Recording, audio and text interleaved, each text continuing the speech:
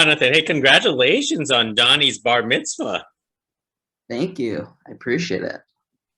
Just to let you know, I had no idea what I was going to watch, and I was totally surprised throughout the entire film. Couldn't even stop laughing throughout this I movie. think that's the best way. That's the best way to go into it. Just like absolutely having no idea what you're about to watch and then just having it just like hit you in waves, you know? So tell us what actually inspired you to do this off the wall comedy.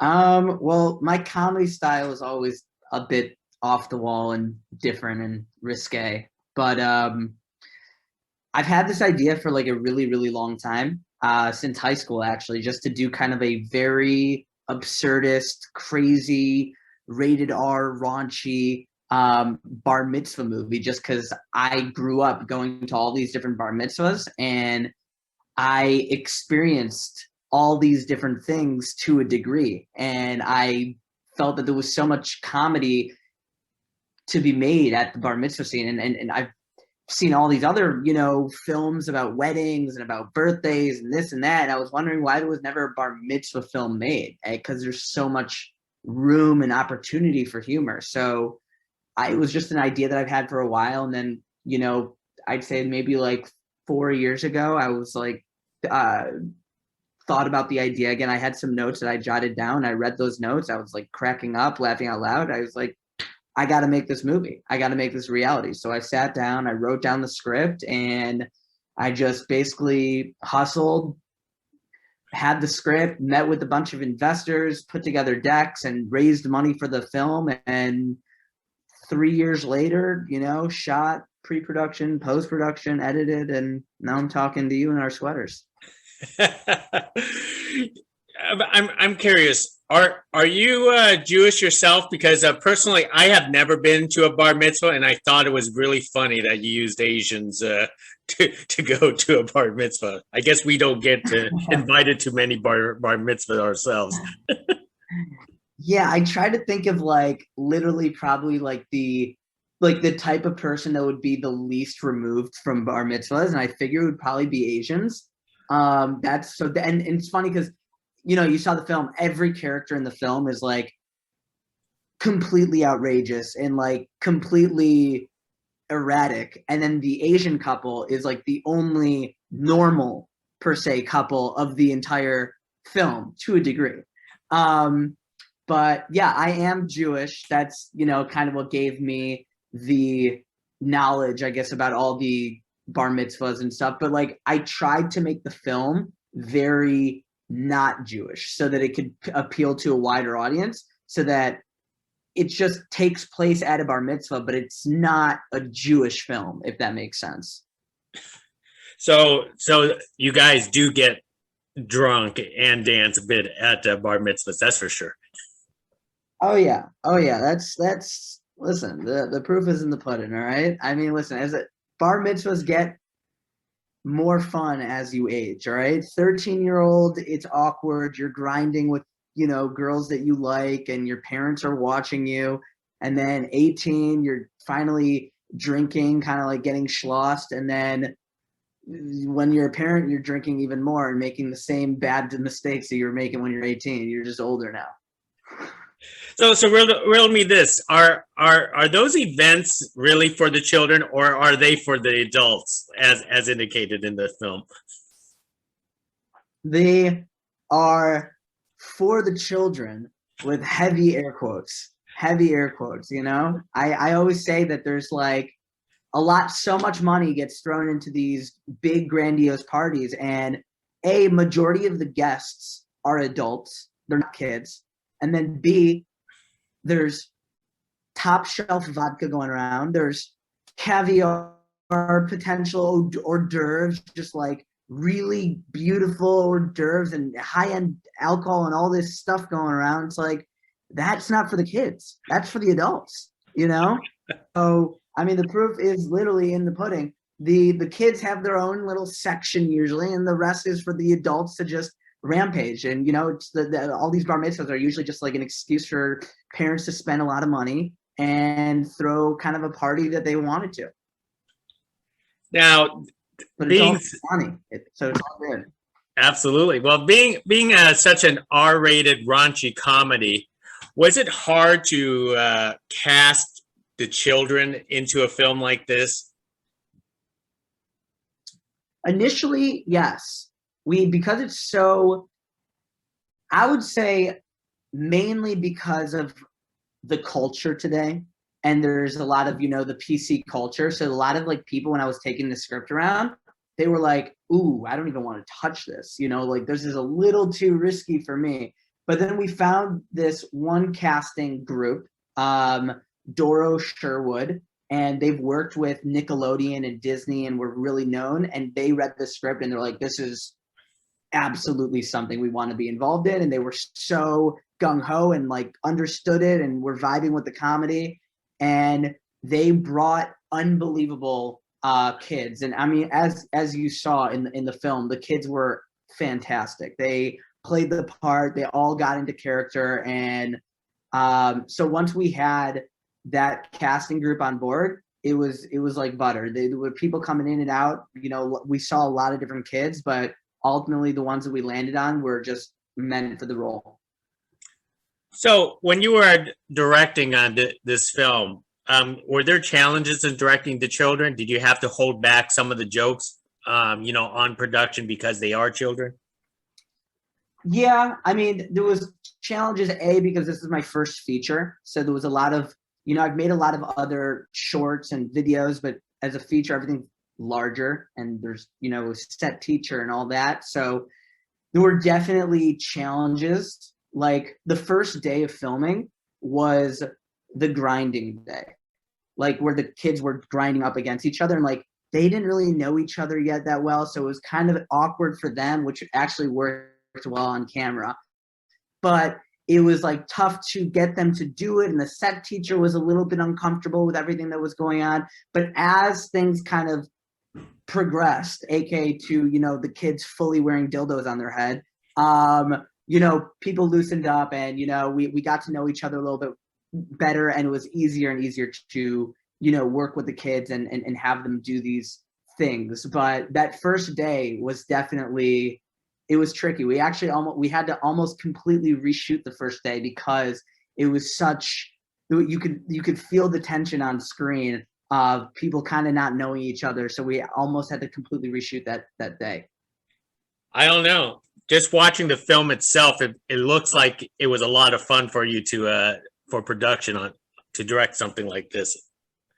It was definitely a lot of fun. It was actually, there were times that, because we built the entire room, it was actually built in a studio because it was cheaper to film if we just built the film. Like every other location, if we wanted to rent out like an event hall, was charging event hall prices, you know, like $20,000 a day, which was outrageous.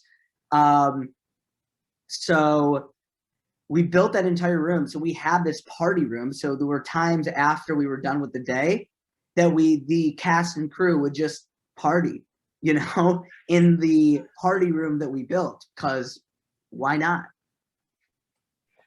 So Now, it's definitely a lot of fun. That is great. So tell us about Steele, your main lead actor on this film. How did you manage to discover him? Because he was very good in this film. Yeah, he was very, very good. Steele's been in a few other feature films. He was actually the very first person that we auditioned, like for the entire film, surprisingly.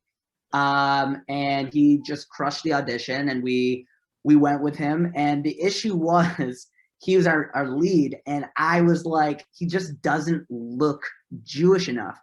So what we had Steele do was I had to bring him to a barber shop, and he had to get a perm and dye his hair brown, because it was like a blonde surfer vibe that he had going, like that classic, you know, Justin Bieber flow. So I had him go to a barbershop, dye his hair brown, and get a perm. And his mom was there, and she's like, oh my God, like, is it ever going to come back? But all in all, I was very close with Steele, and he did a really fantastic job. He was able to, you know, be really goofy and add the humor bits and then also, you know, be really serious and bring that kind of like authentic tone to the scenes that called for it. One of the biggest surprise that I didn't expect was Danny Trejo. How did you manage to pull him off to basically do a guest cameo into your film?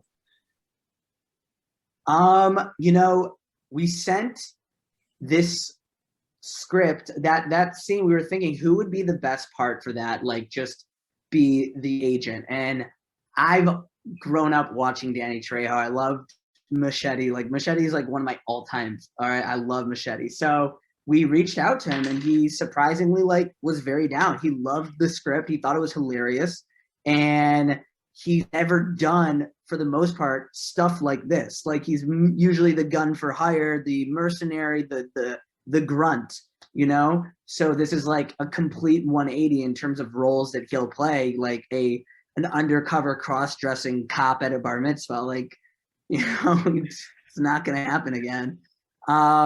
But he was on set and he was super happy and he was super pumped to be like doing this role, and he added a lot to it. It was really fun working with him. That is he's hilarious in a lot of things. Well, he's always in a lot of many different things too. So, exactly.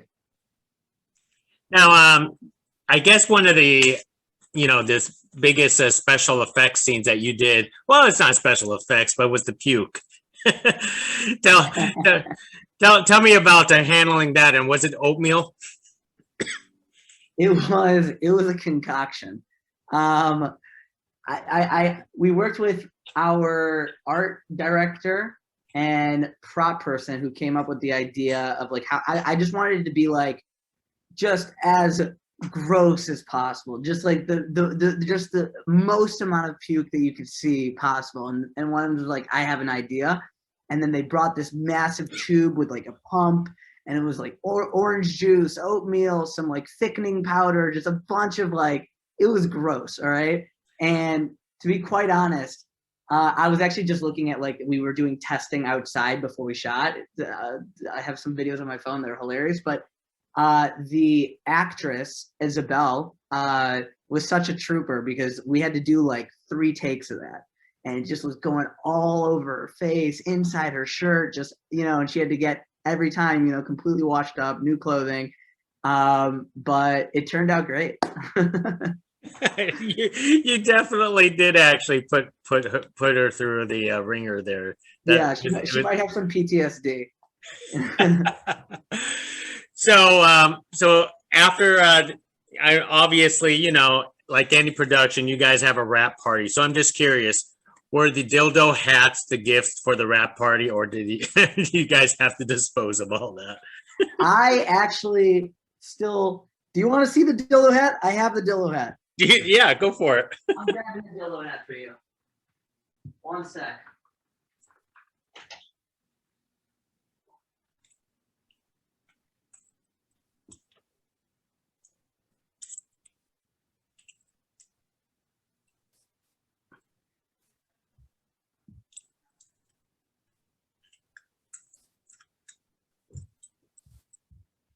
All right.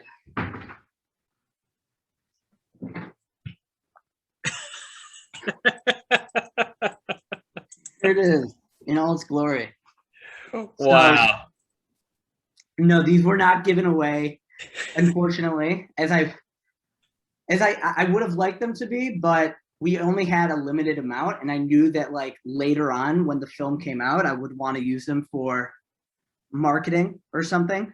So we have a couple of different stunts planned with like the dildo hats and whatnot. But listen, at the end of the day, I am the inventor of the dildo hat. All right. So when it becomes a fashion phenomenon in a few years and everybody's got their own personal Gucci dildo hat, just know Johnny Comebacks is the originator of the dildo hat. That was certainly unexpected. That is for sure. I mean, I was not expecting that to be present in your film, especially with so many children. Yeah. Well, Donny, let me wrap it up with one more question with you. Obviously, the world is kind of crazy right now, and we're talking virtually. I want to know is how are you staying sane and creative during this time? Is this leading you to your next projects? That's a great question. I think that, everybody's kind of coping in their own ways. I try to get outdoors as much as I can, whether it's just, going out on the roof or taking walks. But I have a couple other projects that I've been working on that I'm really excited about. I've been focusing right now, like all my efforts just into Donny's party release and marketing, and ultimately this is a independently funded and produced film, and I'm the producer on the project. So I'm very much leading the charge and getting all this accomplished. So as soon as the release is out there and, our marketing campaigns have been executed, I'll have a little bit more time to flesh out some of the other projects I've been working on that I'm really excited about. That is excellent, Donny. I really hope you come up with more of these type of films, these raunchy films, because I feel like there's that market needs to expand out there. Absolutely. Listen, I just tried to. I felt there was a hole in the market. I miss the absurdity and the crazy comedies. I feel like I haven't seen like really hard hitting, wacky, ridiculous comedies in a really long time. And, given the independent nature of this film, I did what I could. And I'm just trying to restore the laughs to the silver screen. I think you did great. I'm recommending this all to my friends, that's for sure. Or at least we'll become a cult hit. Oh, one can only hope. Well, hey, you know what? Thank you very much for this conversation. I've really enjoyed it, and thanks for showing that hat. Now, now I know who invented it. So it's gonna go down. If not the film is a cult hit, at least I know that it's gonna be a cult fashion product in the future. That is true. Next time when you get your next project, let's talk again because I love your work. Amazing. All right. Thanks for the interview. I appreciate it. Hey, thank you. Bye now.